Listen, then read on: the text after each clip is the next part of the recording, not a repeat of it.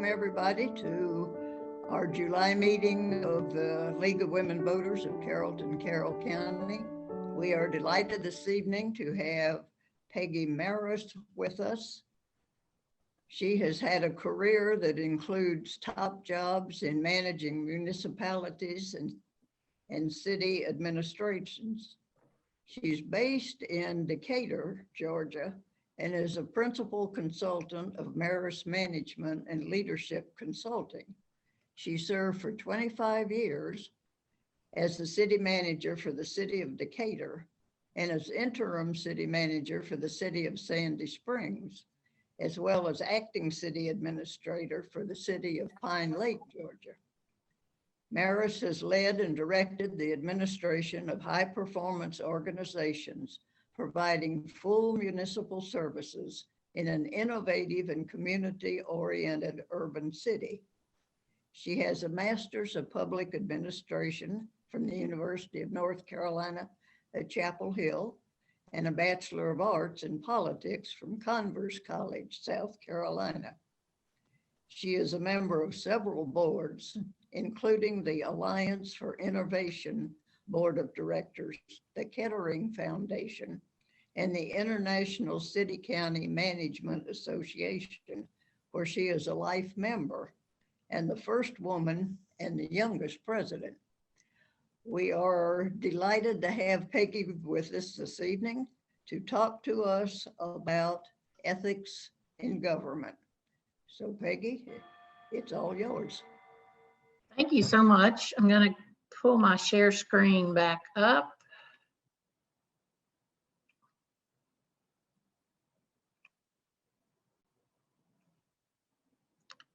And for some reason, it went to my second slide, but I'm not going to worry about it. So good evening. I'm really glad to be here to talk a little bit about ethics and public service. I'm going to try to give a big overview of at least kind of my take on what ethics and public service means, and certainly would probably enjoy mostly having a discussion amongst ourselves and yourselves as we get there. And thank you for the introduction. I have been in local government service for close to 38 years now, with Decatur predominantly, where I was the city manager for 25 years. But I've been doing some interim and acting city management work since then.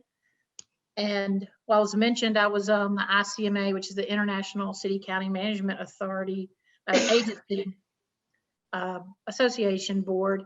I was also the chair there of what they call their CPC, which is the Committee on Professional Conduct. And so I've done a whole lot of stuff with ethics and how those come out. So I'm just going to start kind of with the big slide here with the definition. This was a definition that I found of ethics. Moral principles that govern a person's behavior. And then the other was the branch of knowledge that deals with moral principles. And I think that the thing that I like about ethics is ethics really isn't legal, right? It's much broader than legal. And I think that's where a lot of people get confused about ethical and legal behavior. And it's kind of, to me, it's like just because something doesn't mean you should do something. And that's kind of where the ethics to me comes in. But it is both a moral principle for individuals, but it is also a branch of knowledge. It has people who study it, who do scientific data analysis of ethics. There's a lot of stuff out there about ethics and people who are in the profession of just being ethicists.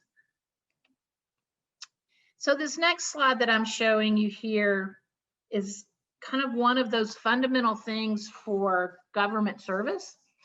And it was, who knows if it was the first kind of code of ethics, but it's called the Athenian Oath. And basically in ancient Athens. This was the oath that citizens, who at that time were basically just guys, men, this was a citizen, the oath they took as their citizenship to Athens. And it's really been, for me, on my first day of work in the city of Decatur, the assistant city manager who I reported to provided me a copy of this, and he basically said, this is real, learn this and you'll be fine. And I find this to be very both aspirational as well as directive, and really has been my North Star in ethics. The last line is really very poignant for me. Thus, in all these ways, we will transmit this city not only not less, but greater and more beautiful than it was transmitted to us. And ultimately, if you look at that, to me, that's what ethics is all about, being committed to not only doing what you have to do, but going beyond what you have to do so that future generations are guaranteed a great place to live, work, play, do business, be parts of the citizens of their community. So you have the definition, and then kind of this broad oath based in ancient philosophy. So now I'm going to talk to you a little bit about Georgia cities. So there's an organization called the Georgia Municipal Association. And most cities in Georgia, there are over 750 cities in Georgia, if you think about that. And they range in size from large, the city of Atlanta being the largest, to some very, very small, very small cities. The one I'm working in currently has about 750 people and about a square mile or so, half a square miles or so in area. So they get, you have everything from over 500,000 to way down close to a couple of hundred. But the Georgia Municipal Association is the group that tries to hold all these folks together. They offer training and development. But a number of years ago, they started this program for cities called the Certified City of Ethics. And what it requires in order to become a certified city of ethics, because they really wanted cities to take a positive, not just say we're ethical, but take a positive stance towards that. And there are two pieces to it. The first thing that local organizations have to do is adopt a resolution with their that include 5 ethical principles. As you can see them there: serve others, not ourselves; use resources with efficiency and economy; treat all people fairly; use the power of our position for the well-being of our constituents; and create an environment of honesty, openness, and integrity. And the adopted resolution, every city can adopt their own resolution that is unique to describing their position and who they are and what their city is like. But it has to at least include or reference these 5 definitions. And a majority of the city's elected governing body have to sign the resolution. Hopefully all, or it would be unanimous, but knowing that sometimes you can't always get to unanimous, it does require a majority to sign the resolution. And this is a very, been a long-standing program. And they now have a program where you have to get recertified every 5 years and go through the process again. Okay, there we go.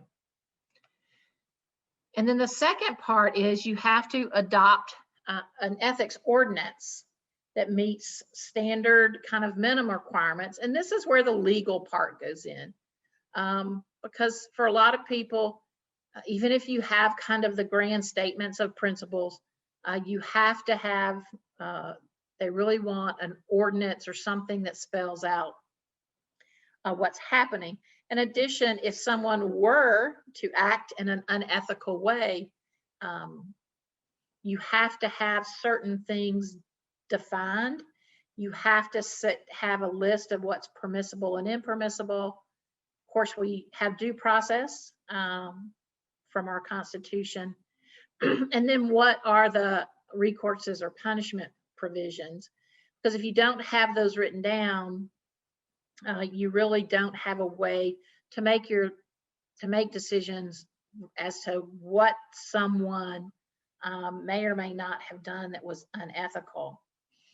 And I've included in this presentation, which I'll be glad to email to whomever wants to distribute it, direct clicks to these to these programs. And I'm going to show those to you. I've already clicked through on my screen, but I'm going to come back to those when we get finished, because going back and forth in Zoom can be really annoying. So one of the city I'm most familiar with, and Decatur became a certified city of ethics while I was there. And I am going to try to click over to these, if I can stop sharing for a minute. No, I want to. Hopefully these will pop up. If I can now find them.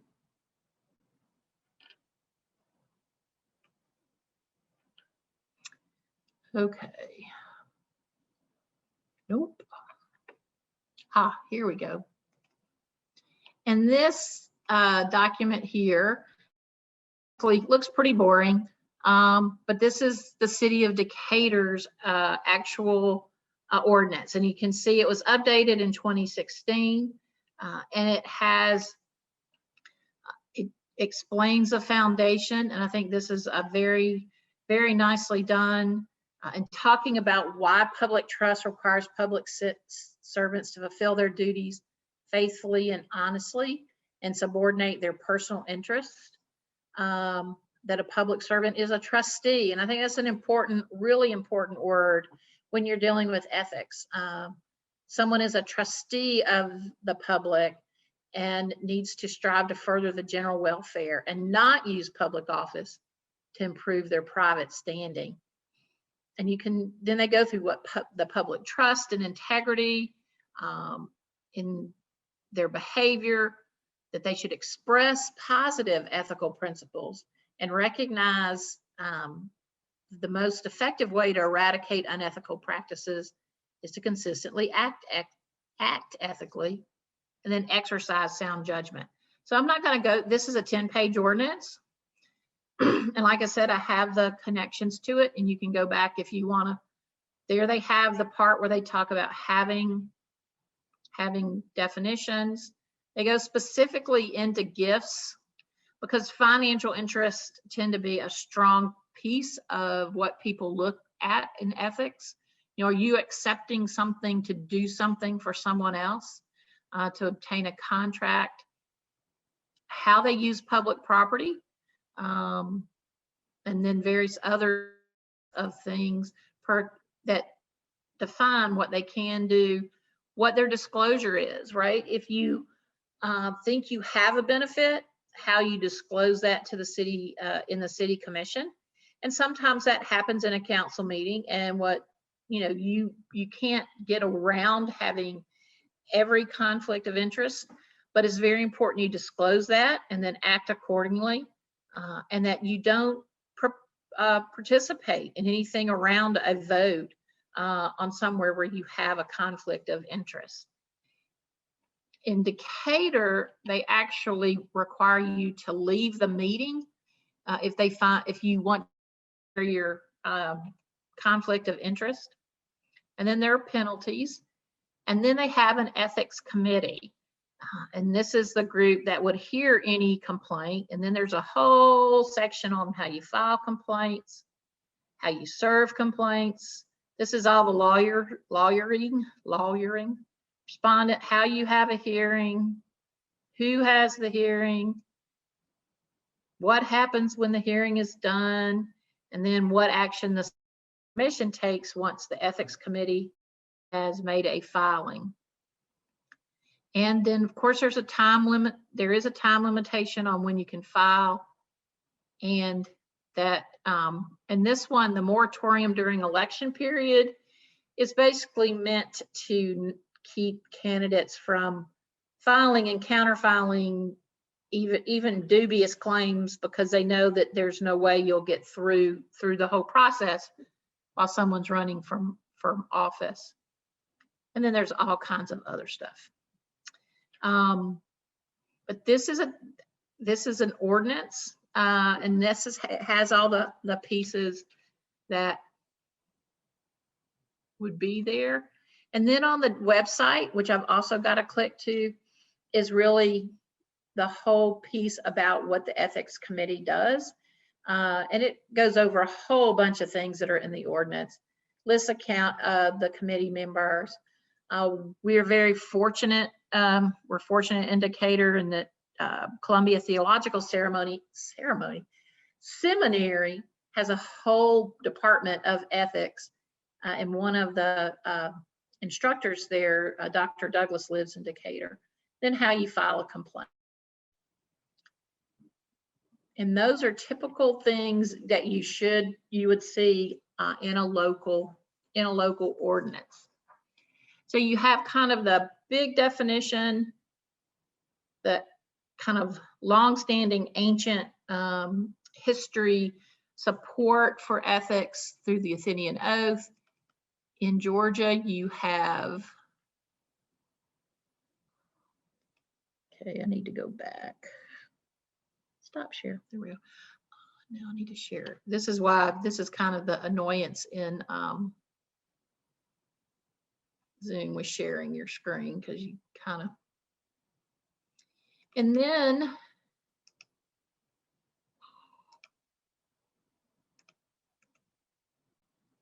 sorry, what did you just do?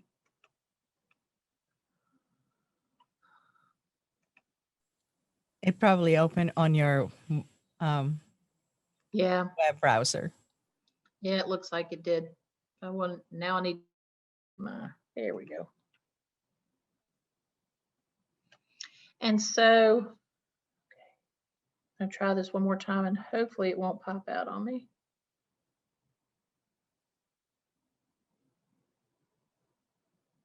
Okay, I'm gonna go way up here so it won't, there we go. And so what you just saw was really Georgia Municipal Association's work for elected officials predominantly, right? City councils, city commissions, board of aldermen, whatever they're called in various cities. But as a city manager, there is also a separate code of ethics from the International City County Management Association. And this is really, really small. And I know you can't read it. I tried to copy it so I could put it in pieces, but my skills were defying me earlier today when I was trying to pull this together. But the ICMA Code of Ethics actually has been around for 75 years. It's periodically updated. There are some 9,000 members across the world. And as members of the association, the first thing you have to do when you apply, besides giving them your name and address, is to read the Code of Ethics, and then you actually physically sign that you will abide by these Code of Ethics. And they do have a committee for people to file complaints. Sometimes those complaints are justified, sometimes they're not. And again, I have the click over code, so you can look at it in more detail. But there are 12 tenets. When I was on the committee, we always kind of had the unofficial tenet 13, which was don't be stupid. And And for a lot of things in ethics, don't be stupid should probably be your very first rule. So there are also codes of ethics for professional managers. And that's really the end of my presentation part. I have a quote here, and I think this sums up in a few words kind of the importance in ethics, and it's from Kathleen Sebelius, who was the Secretary of HUD and also former governor of Kansas, that the essence of good government is trust. And I think that is why we rely on ethics and ethical behavior so strongly for us to have good government. And my contact information is there. And again, I'm glad to share this with whomever. If let me know who can get it, and y'all can distribute it and click through all those links if you really are that interested. So that's my presentation. For now, just kind of questions, discussion, however y'all handle your meetings.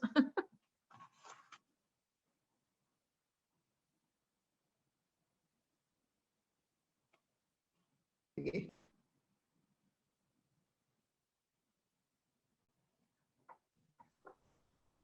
anyone have any questions? I am assuming, but I do not know for a fact, so I will ask if you know, is the city of Carrollton, does it have this ethics program? Yeah, I actually looked it up on the GMA website, and they were not listed as having a certified city of ethics. So if it's something you're interested in, one of the things you want to talk to your county, your city council or city commission, there are lots and lots of resources on the GMA website, but it's usually something the elected officials have to initiate to get it moving. It isn't a requirement for membership. It's just really something they push for their members.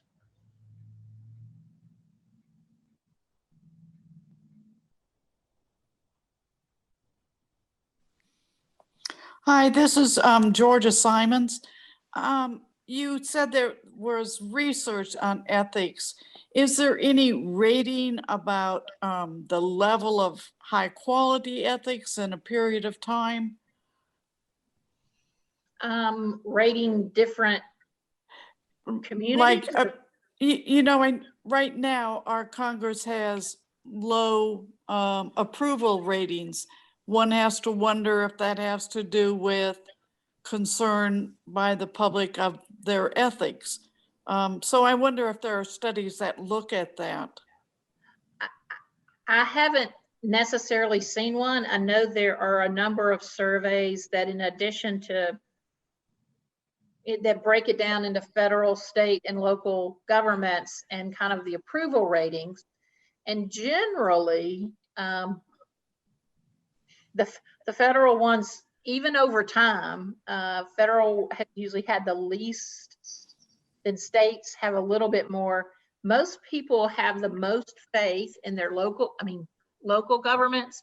Now, that's not to say in some individual town or county that's not the case, but when you look at the data kind of on a macro level, the local city and county governments tend to have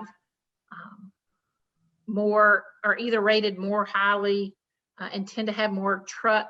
There are studies on the trust factor, which I think you could probably think, if you've got a highly ethical government, it's a lot more likely people are going to trust you. Now, I'm just making that kind of jump. Versus if people don't trust the government, if people think the government is highly unethical or highly untrustworthy, they're probably going to think they're fairly unethical. I think they do go together quite well. I would almost say, if I did enough searching, I'm sure there is some data study based on basics of ethics and trust in government.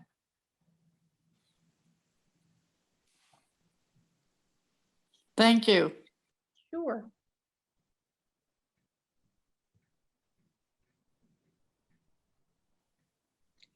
You talked about these ethical requirements and with the City Manager Association.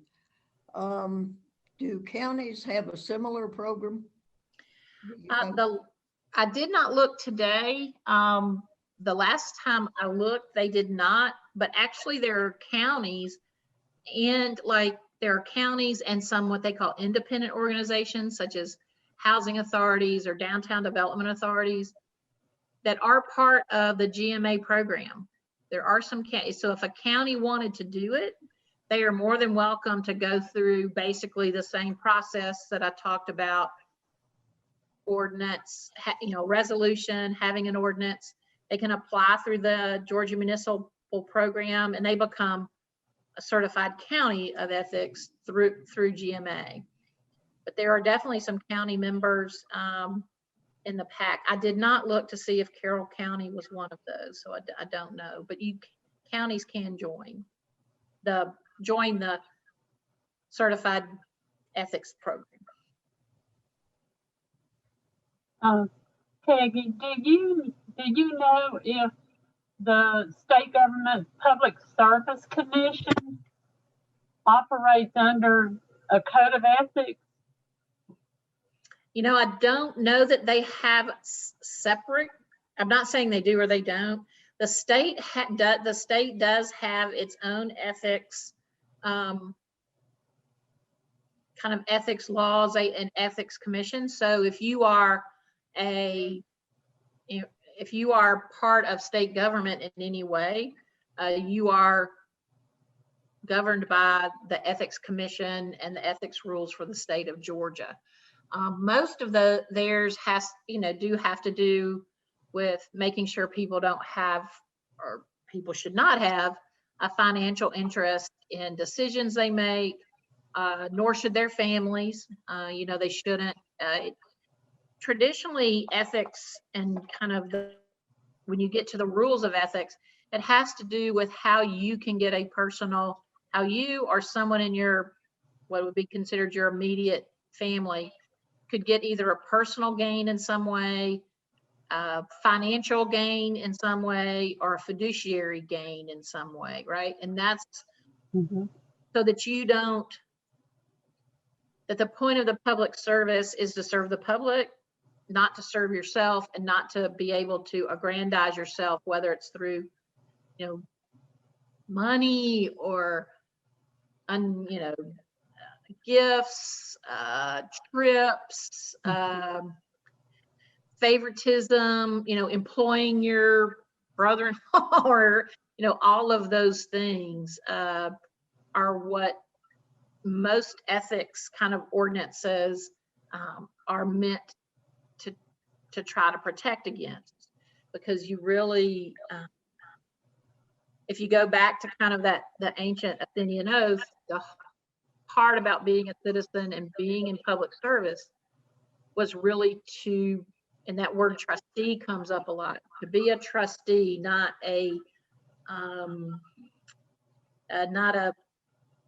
to gain from it, and not in a way where your decisions are influenced by those financial financial decisions, or those trips to Aruba, or whatever it is that would influence you to make a decision outside of just what is the best thing for the people I serve. I guess we've talked about a news article from the Atlanta Journal where the Public Service Commission grants rate increases to Georgia Power Southern Company, and it raises a lot of questions about how that's done and is it ethical, in my mind. Yeah, I mean, in Georgia, the PSC is charged with setting all of those rates, right? So it's not that they aren't charged with doing that. it may or may not be how, what the how is, and what the lack of transparency. I think if you're an ethical, if you believe in ethics and believe in ethical behavior, you have to predominantly believe in a lot of transparency. Now, often codes of ethics the legal part of codes of ethics don't include transparency because it's hard to defend. I mean, it's hard to get a definition of, right? It's hard to say, oh, you can go this far and all of a sudden you're not transparent anymore. Or, until you go this far, you're totally transparent. I mean, it's theoretically, if I give you a couple of $100,000 and say, hey, Sue, I want you to vote for my rate increase, that's theoretically obvious, right? But a lot of things that are less than transparent that may or may not violate an official ethics code, but then do they violate the whole concept of being a trustee of the public good? Exactly. That can be hard. That I'm really concerned about.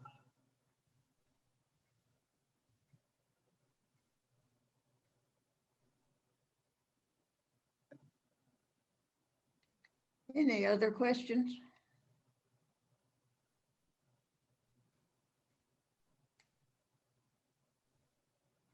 How would one go about getting their community or county involved in this? Involved in doing a code of ethics or a ethics commission? Right. Yeah, well, basically on either level, certainly your elected bodies, right? Your city, I'm not sure in Carrollton if there's city commissions or city councilors, but your city elected officials, your district representative is calling them up and sitting down and saying, hey, I'm from the League of Women Voters, or maybe several of you. We're from the League of Women Voters, and we really, we think pursuing a code of ethics would be really desirable, and here's why.